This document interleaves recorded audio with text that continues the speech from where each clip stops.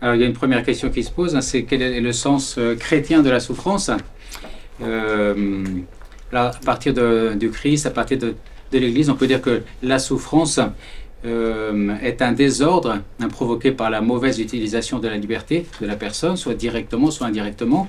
Donc, c'est un désordre, il n'y en a pas de sens en soi. On peut la combattre, on doit la combattre, mais on ne peut pas l'anéantir, dans le sens où elle fait partie de la vie. Avec humour, une personne me disait, si à partir de 60 ans, tu te réveilles et que tu n'as pas de douleur, c'est que tu es mort. Et plus sérieusement, une personne qui est une personne qui vit la souffrance de manière très intensive, le mieux c'est le silence. Parce que tout ce que tu vas dire sur la souffrance, ce sera maladroit. Donc on sent très bien que c'est quelque chose de très constitutif de la vie, de la souffrance. D'ailleurs, Jésus lui-même, il n'a pas cherché à justifier la souffrance, même pas à la combattre directement d'ailleurs, mais à lui donner un sens. Donc le sens chrétien de la souffrance est donné par la vie du Christ. Et on va entrer dans ce sens chrétien en regardant la vie du Christ quand il a souffert spécialement. Il est venu habiter nos souffrances en choisissant de nous sauver sur la croix par son amour et par son salut. C'est le chemin que nous ouvre le Christ à travers la souffrance, le mystère de sa passion, de sa mort et de sa résurrection. Il a fait comprendre à l'homme que finalement, c'est à travers la souffrance qu'on peut remettre toute sa vie, qu'on peut voir que tout est possible. Par sa passion, le Christ habite notre souffrance, par sa présence aimante et salvatrice.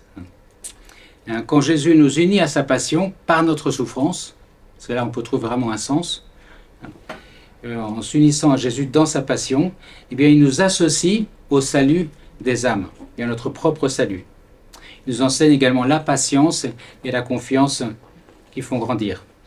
Donc bien accepter, la souffrance fait grandir, un peu comme l'épreuve physique nous rend notre corps plus performant. Il y a quelque chose de très spécifique de la souffrance en fin de vie. Qu'est-ce que dit l'Église? Alors, j'ai résumé en 3 points, à partir de tout ce qui a été dit, déjà bien expliqué, médicalement parlant. L'Église, en résumé, dit non à cet acharnement thérapeutique, à cette obsession de vouloir guérir à tout prix. Non à l'euthanasie aussi, injecter le poison. Et oui à l'accompagnement fraternel avec une assistance médicale proportionnée. C'est un terme clé, proportionné. Alors, non à l'acharnement thérapeutique, c'est-à-dire vouloir guérir à tout prix, comme ça a été très bien expliqué. Et non à l'euthanasie ou suicide assisté, dans la mesure où l'Église a toujours affirmé que la vie humaine doit être défendue de la conception jusqu'à la mort naturelle. Dans le catéchisme, au numéro 2324, on trouve « L'euthanasie volontaire, quelles qu'en soient les formes et les motifs, constitue un meurtre. Elle est gravement contraire à la dignité de la personne humaine et au respect du Dieu vivant, son Créateur. » Et du fait même que Dieu est le Dieu vivant, que l'homme est créé à son image, eh bien, on doit produire des actes ouverts à la vie. Si vous voulez en savoir un peu plus sur ce que dit l'Église, sur la vie, lisez vraiment l'Évangile de la vie, une encyclique du pape Saint Jean-Paul II en 1995. Et il souligne que la tentation de l'euthanasie, c'est-à-dire de prendre possession de la mort, de la procurer à l'avance et de la mettre ainsi, mettre ainsi fin en douceur à sa propre vie, devient de plus en plus forte. Donc il y a cette tentation de l'euthanasie qui existe depuis longtemps. Et oui, donc, l'Église dit oui, je dirais, à l'aide active à vivre, comme l'ont repris les évêques français ces derniers mois, aide active à la vie par des moyens techniques appropriés et par un accompagnement fraternel. L'aide active à mourir est vraiment incompatible avec la foi chrétienne au nom d'un fondement anthropologique, l'homme est fait pour la vie, et confirmé par la révélation judéo-chrétienne, par ce commandement, tu ne tueras pas. C'est effectivement une ligne rouge à ne pas franchir, selon la vision judéo-chrétienne de l'homme.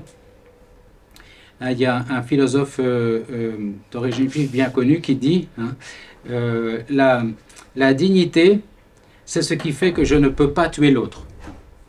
Donc à partir du moment où je peux mettre la main sur l'autre et je lui retire sa dignité. Bon, c'est une grave transgression voilà, qui interdit une structure de notre vie sociale, au moins comme on la comprend aujourd'hui. Donc ce serait vraiment un bouleversement anthropologique, un bouleversement sociologique, beaucoup plus qu'il n'y paraît. Alors, la première proposition que font les évêques de France et toutes les églises chrétiennes en France, d'ailleurs, toutes confessions, la première proposition qui est faite, c'est celui du choix de la fraternité. Les statistiques montrent qu'une personne qui est bien accompagnée, comme le disait aussi Samuel, finalement a un désir de mourir qui se divise par 10. Donc là, il y a une bienfaisance de la vie fraternelle, de la vie en communauté qui est essentielle pour diminuer ce désir de la personne à mourir. Et prenons conscience que nous vivons dans une culture extrêmement individualiste, et nous sommes, y compris à l'intérieur même de l'Église, dans une culture très individualiste, et qui fait que la personne, à partir du moment où elle sort de la dynamique utilitaire, productive, eh bien, se retrouve un peu toute seule. Et peut-être peut avoir le sentiment d'être abandonnée.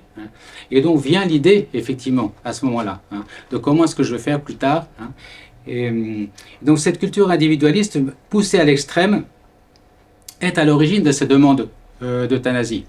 Pour ma part, j'ai vécu de nombreuses années dans des cultures de l'hémisphère sud, en Amérique latine, où la culture est très communautaire et où il est bien évident que qui prend soin des grands-parents, c'est les parents et les petits-enfants. Donc c'est normal de voir 3 générations vivre ensemble sous le même toit, et là ne se pose pas du tout la question de l'euthanasie. Et pourtant, les souffrances physiques sont bien plus grandes. Les souffrances psychologiques sont moindres. Les souffrances physiques sont plus grandes. Et pour ma part, j'ai expérimenté, j'ai visité de nombreuses personnes âgées, depuis plus de 80 ans, chez elles, dans des conditions sanitaires exécrables, vraiment. Mais il y avait une vie en famille. Il y avait une vie en famille. Et les personnes ne demandaient pas à mourir. En même temps, j'étais revenu la même année en France pour visiter un oncle qui était en fin de vie, malade dans un EHPAD, où j'ai été époustouflé par la merveille technologique de son entourage. Mais ça ressemblait à un hôpital aseptisé, avec des personnes qui travaillaient, payées pour être à son service, et avec une absence de vie fraternelle et de vie communautaire. Et donc je me suis dit pour moi-même, j'ai pensé pour moi-même, est-ce qu'un jour je me vois dans un établissement comme ça? Et donc c'est posé une question que je n'avais pas du tout dans une ambiance fraternelle et communautaire en Amérique latine. Donc nous avons une vraie responsabilité. La première réponse que propose l'Église officiellement, le pape, et les évêques en France et tous les chrétiens en France, c'est la vie fraternelle. La deuxième, c'est vraiment l'aide active à vivre, c'est-à-dire cette attitude du bon samaritain, va et toi aussi fais de même. Tu avais un programme de la journée, tu avais un plan, tu trouves quelqu'un en train de mourir dans la rue, tu t'arrêtes, tu chamboules tout le programme de ta journée. Va et toi aussi fais de même. C'est une œuvre de miséricorde. Dans la paroisse, on a le service évangélique des malades qui fonctionne. Et dans la dernière réunion qu'on a eue, Marie-Noël est là, eh bien, on s'est dit on aimerait bien être appelé plus souvent à ce moment important de la vie. Et on sent bien qu'il y a un malaise et de la famille et de service des personnes salariées dans les EHPAD pour faire appel à nous à ce moment-là. Il n'y a plus de conscience vraiment de l'importance de ce moment-là à vivre. Donc on n'est pas appelé, on aimerait être plus sollicité comme service évangélique des malades. On est 10 personnes dans la paroisse disponibles pour ça. Et on sait que c'est important, qu'il y a vraiment à entrer dans cette aide active à vivre. Moi pour ma part, j'ai le 31 décembre à 15h de l'après-midi, donc j'ai été appelé, et puis j'ai pu aller après la messe de 19h en urgence à l'hôpital Mermoz. Il y avait une personne en fin de vie, qui vivait ces dernières heures selon les médecins. Et voilà, 19h30, donc on a administré le sacrement des malades en présence des 2 enfants. Et puis voilà, on a prié ensemble. Les enfants étaient très chrétiens, elle aussi. Et c'était extrêmement émouvant. Je dirais qu'il y avait un côté pénible parce que la personne était en fin de vie, avec des bip bip et des lumières rouges qui s'allumaient dans la chambre parce que vraiment, le corps ne fonctionnait plus bien. Il y avait des aspects extérieurs apocalyptiques, mais on sentait dans ce moment-là que c'était très important qu'on soit ensemble. On était 5 dans la chambre. C'était un moment extrêmement important pour la personne. Il y a un certain courage à avoir, hein, c'est le courage de la vérité, voilà. Mais c'est un moment essentiel. Voilà. Donc la condition humaine, disent les évêques, est belle dans le fait même que nous sommes dépendants les uns des autres. Hein, l'acceptons-nous. Puis le dernier point, c'est sensibiliser au sens de la fin de vie hein, sur la terre, comme une préparation à la rencontre avec Dieu. Nous, on a la perception du sens de la vie humaine avec une courbe comme ça, qui monte jusqu'à l'âge de 40-50 ans, c'est l'apogée. Et puis après, c'est le déclin. Hein. À partir de 30, 40, 50 ans, je ne sais pas, 60, hein, c'est le déclin. C'est la courbe humaine. Hein. Sauf que dans la vie chrétienne, c'est pas ça. Dans la vie chrétienne, on monte tout le temps. Hein. Plus on avance, plus on se rapproche de Dieu. Et en fait, cette période de fin de vie sur la terre, c'est en fait la préparation à la grande rencontre avec le Christ. Donc c'est évidemment, d'un regard chrétien, le moment le plus important de la vie. Comment est-ce qu'on le prépare? On se prépare au jeu à le vivre. Et comment est-ce qu'on aide, on accompagne les gens à vivre ce moment qui est plein de tribulations.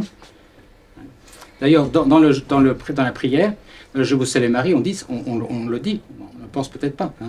Priez pour nous, pauvres pécheurs, maintenant et à l'heure de notre mort. Amen. C'est vraiment les deux moments importants de la vie. Hein, le maintenant qu'on est en train de vivre et puis la préparation à l'instant de la mort.